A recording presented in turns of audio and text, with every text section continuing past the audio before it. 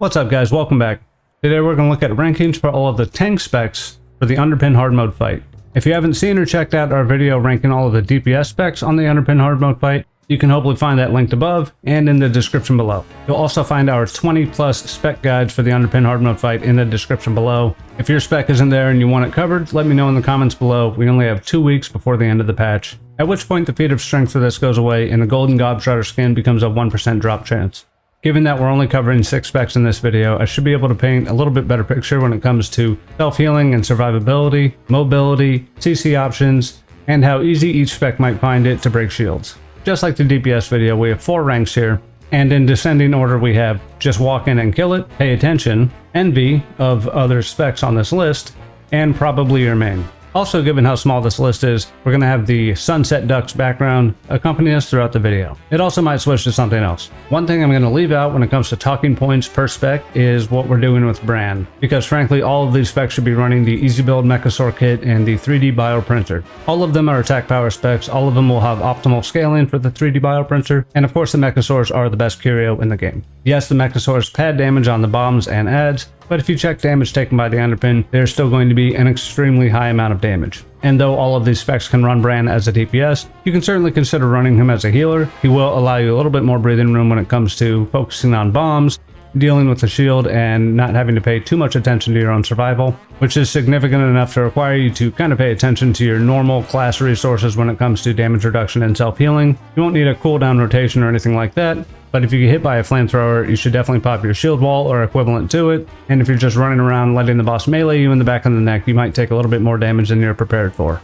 Additionally, if you're not familiar with my guides, all of the Underpin fights are done at a 640 item level, so any survivability and shield breaking recommendations should be relevant for just about anybody that walks in there. If you have a very high item level and you're very proficient at your class, you're likely just going to dust the Underpin in a handful of minutes, 3 or 4 shields, and you'll be done with it. That's great, that's not going to be everybody. It's also very important just to be concerned with what you're doing.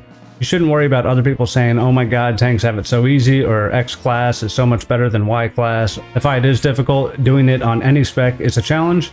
The hyperbole in the WoW community is real. It's mostly there for self-validation, so don't worry about what you see other people saying. Unless they're legitimately trying to help you and not use their advice to you as some way to validate themselves. Also important to keep in mind that this list is relative to the specs we're ranking. So the bottom tier list here is not going to be equivalent to the bottom tier list in the DPS rankings, and it's not even fair to say that all of the tanks are above even the top DPS specs when it comes to how easy this fight is. I truly don't believe that's the case. Tanks mostly only have to kick or cleave 2 bombs to take out the cronies on this fight. Sometimes you will need to kick a 3rd. And tanks still have to deal with the full amount of boss health, 371 million, and the full absorb shields that DPS also have to deal with. So it's not a complete gimme even on tank specs. That said, if you play any of the tank classes and you just want to get this fight done once so you can get the gobshroud skin for your account, tanks are probably the best options to look at, unless you already play some of the top DPS specs like Shadow Priest, Ret Paladin, and Windwalker Monk. So we'll get to it, we'll start left to right, and of course that means Blood Death Knight is our first option. Blood Death Knight absolutely has the most self-sustain in this fight. They also have the most restricted mobility, though you do have 2 charges of Death's Advance and Wraith Walk. Those are longer cooldowns, so you can't just kind of spam them. They also have Anti-Magic Shell, so if you get caught out in a bad flamethrower, which can absolutely happen, you can AMS that. That will prevent the dot and absorb most of the damage. Any of the tanks taking a flamethrower to the face can certainly die to the dot very shortly after it happens, especially if you're going to take some follow-up melee attacks.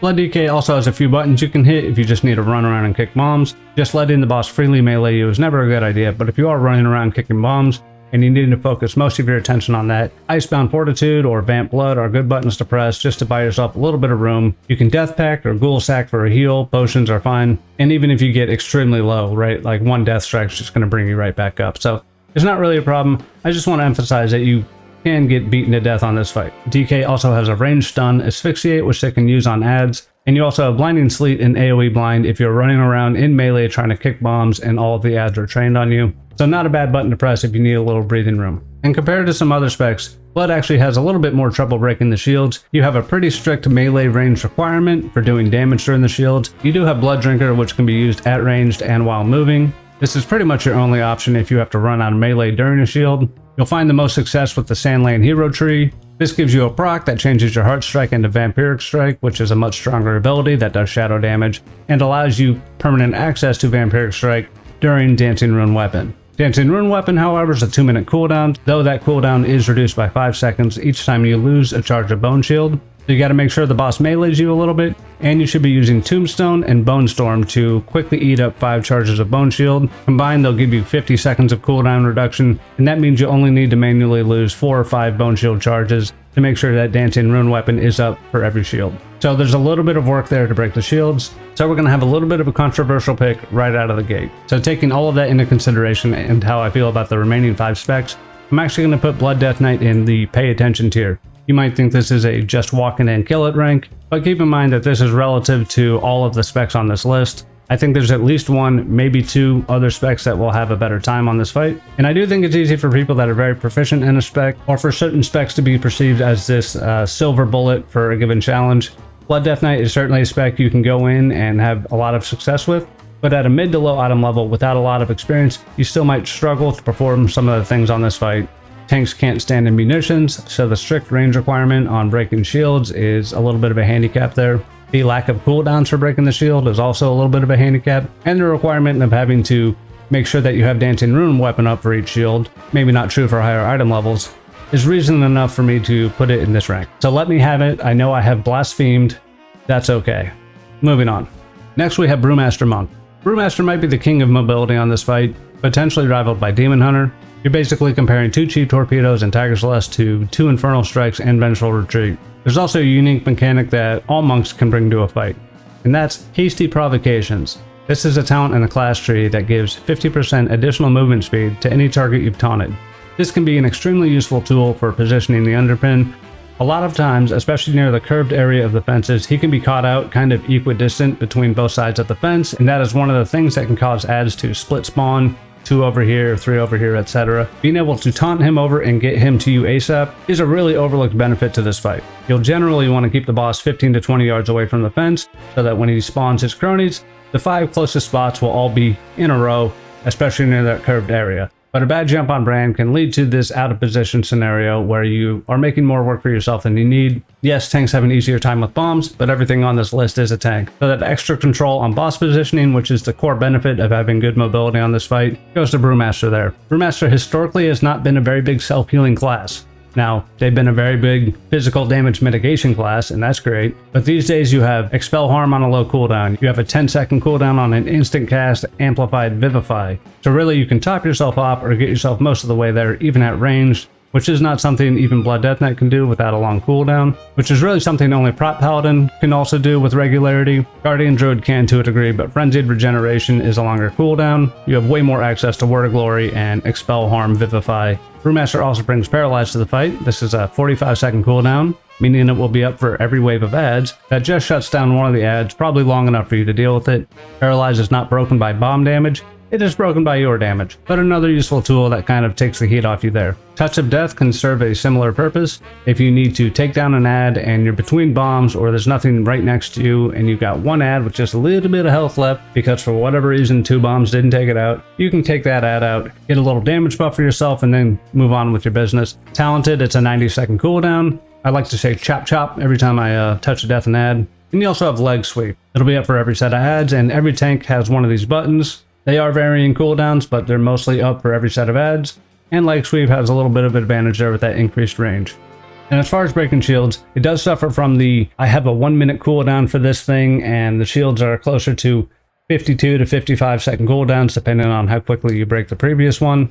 So Exploding Keg is a button you want to make sure you are sending as soon as you possibly can. You'll also have Invoke Nuizao, the Black Ox. That button is not up for every shield, but when it is up, you're likely going to have no trouble breaking it.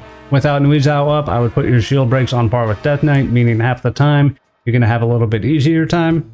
But in very similar fashion, a lot of your damage is tied to being in melee. Spinning Crane Kick does have a slightly bigger than melee range on it, which is good if you're dancing around munitions that are falling, but without one or both cooldowns, you can really struggle to break that shield if you're not on top of boss in melee as soon as it comes up. Weapons of Order is dog water for this. I would just stick with Press the Advantage.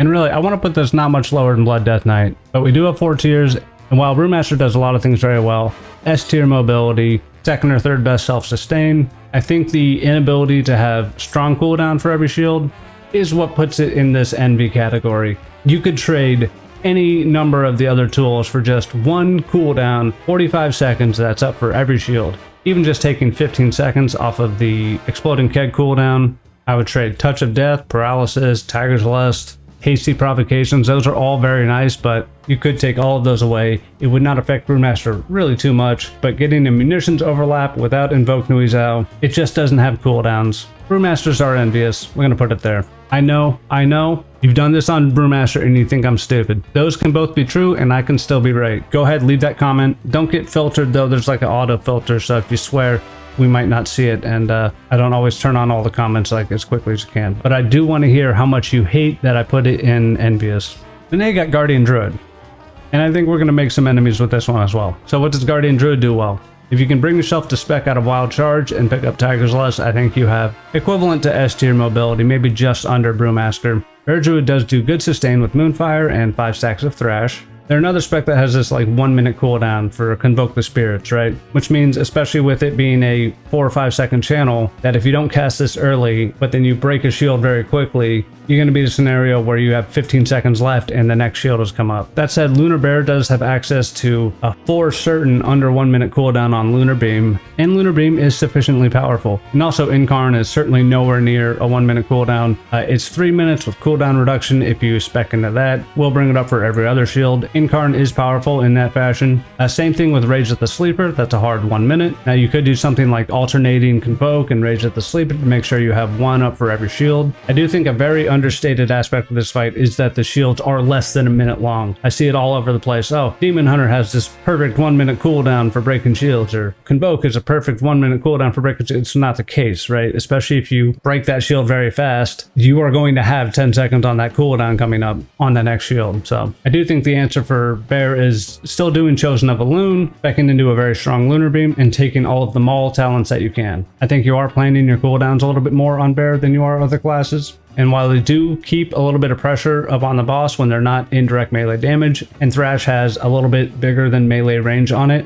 you're kind of similar to Blood and Brew. If you're not in there mauling that shield in melee range, you will potentially have some trouble breaking it. This certainly doesn't mean when you Incarn, Rage at the Sleeper, Convoke a shield, you're going to have any troubles. But this does mean when those 2 1 minutes aren't available and Incarn isn't available, you will have those issues. Bear Druid has a little bit less in the way of CC. They have Incap Roar or Mighty Bash. I would just stick with Incap Roar because when you're running around as a bear, you aren't super duper fast. And you do have to shapeshift to have any urgency about yourself. So that Incap Roar, when you're running around in melee, taking care of bombs or just getting out of bombs or trying to access the boss shield if he's next to a fence, can be a little bit of an issue. So I do recommend that Incap Roar over Mighty Bash there. Every class here, other than Demon Hunter, does have that single target and AoE option available to them throughout the fight. And Demon Hunter has 2 AoE options available, so bears are certainly tanky. Iron Fist great, it's off the global cooldown. If you're running Bran as a DPS, you'll struggle a little bit more on keeping yourself alive. There's a somewhat long cooldown on Frenzied Regeneration. So if you kind of toss one out when you don't need it, there's potentially you don't have that nice heal up for yourself. Of course, you can always drop form and regrowth cast. Getting meleeed with that tank modifier and caster form is a good way to get the crap beat out of you. You can always take Dreamless Scenarios for that instant cast regrowth, which can be pretty useful. It's not always going to be up.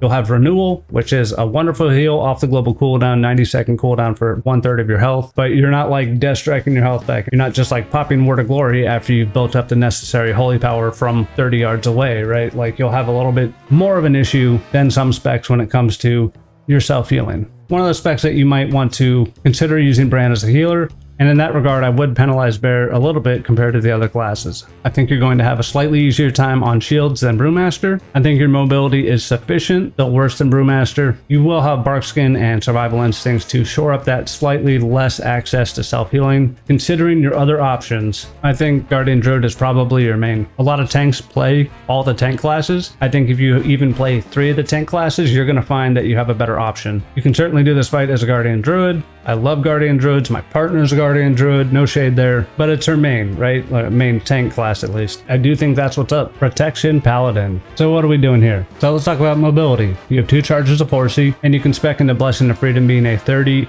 or 45% movement speed increase. I think on this fight, you definitely have better mobility than Druid. You definitely have sufficient mobility so that Brewmaster isn't head and shoulders above you. Paladin Steed is mount speed on a short cooldown, and when you don't absolutely need that, Blessing of Freedom is like a 25-second cooldown. Certainly gets you where you need to go. Really sufficient movement options on this fight. Let's talk about survival. Paladin gets its armor increase from Shield of the Righteous, which is its holy power damage spender. You're going to have that increase in armor up the entire time without even having to think about it. Not only that, you can always opt to spend your holy power on Word of Glory, which is a very significant heal that scales with your missing health. And in addition to that, every 3 uses of your shield will give you a free Word of Glory. You can bank 2 of those free Words of Glory. Always good to heal yourself. You're almost never going to be in a situation where you don't have a Word of Glory to heal yourself with, and if you do find yourself in that position, you have Lay on Hands, you have Blessing of Spell Warding, you have Divine Shield, and that's before your actual cooldowns of Ardent Defender, Guardian of Ancient Kings. You're really not going to be worried too much about your damage intake. You also have Blessing of Protection,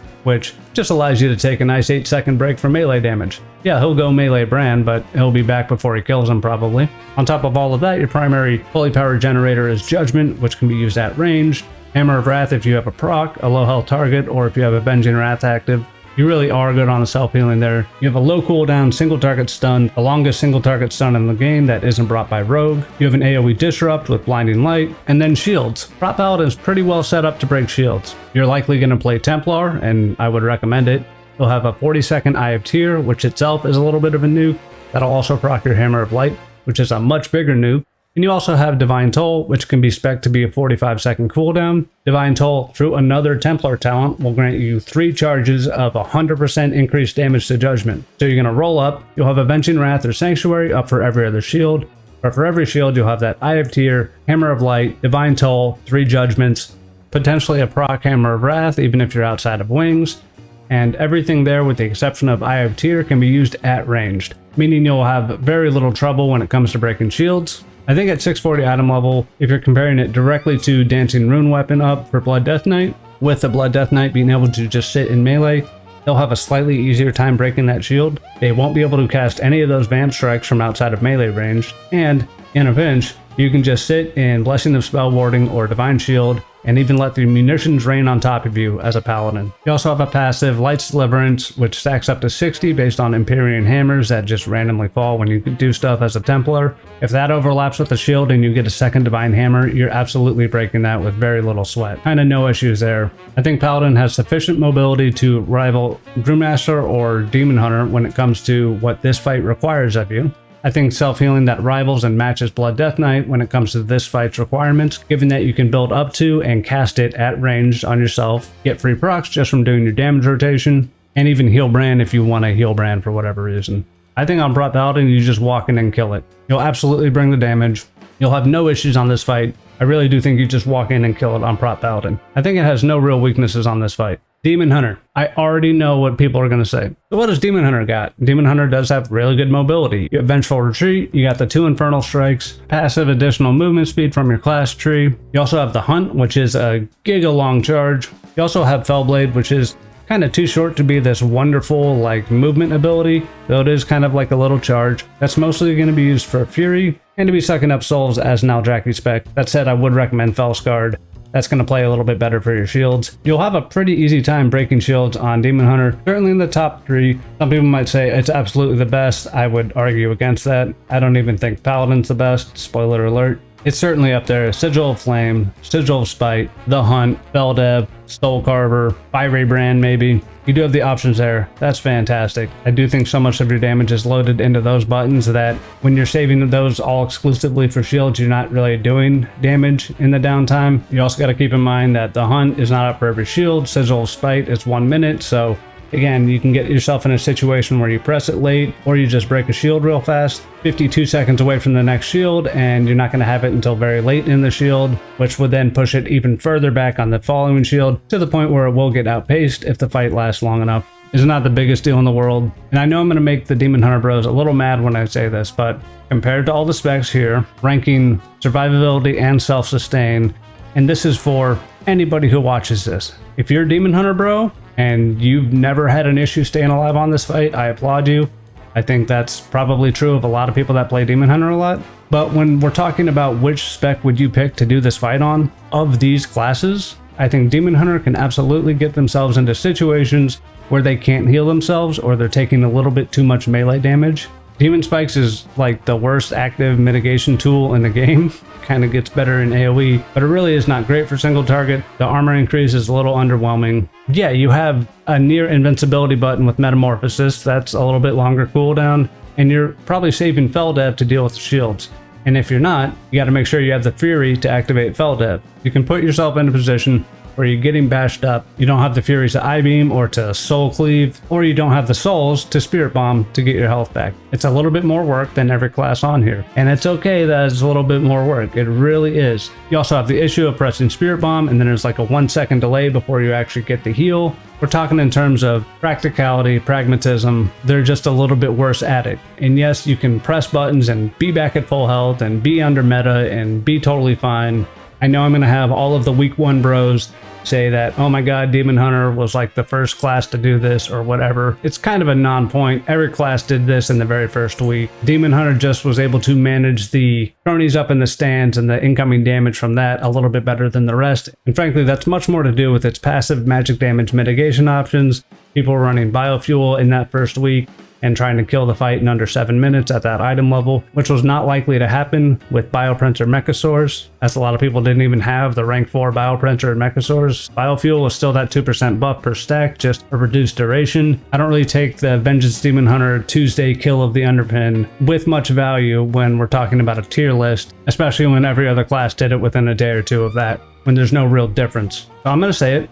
Vengeance Demon Hunter is probably your main. Finish typing that comment and send it. If you have bad words, and it'll get auto filtered, and I don't care about bad words, but the thing does, and I don't check the filter to like let comments through. You can say whatever you want, but if you put a dirty word, it might take a minute for me to make sure I go in and approve the comment. I really don't care. It's your main. I think even if Demon Hunter had, without question, the easiest time breaking shields, I think the rest of the fight is a little wonky. You can only build your Fury in melee, and then basically using all of your other tools, which are damage tools, but also self-sustain and damage mitigative tools for shields, puts you in a scenario where you can get clobbered up. I think Demon Hunters low-key use Bran as a healer more than they will tell you that they do. Yeah, you're it. You're the worst. Demon Hunter's the worst, bar none. Get out of here. I'll see you in the comments below.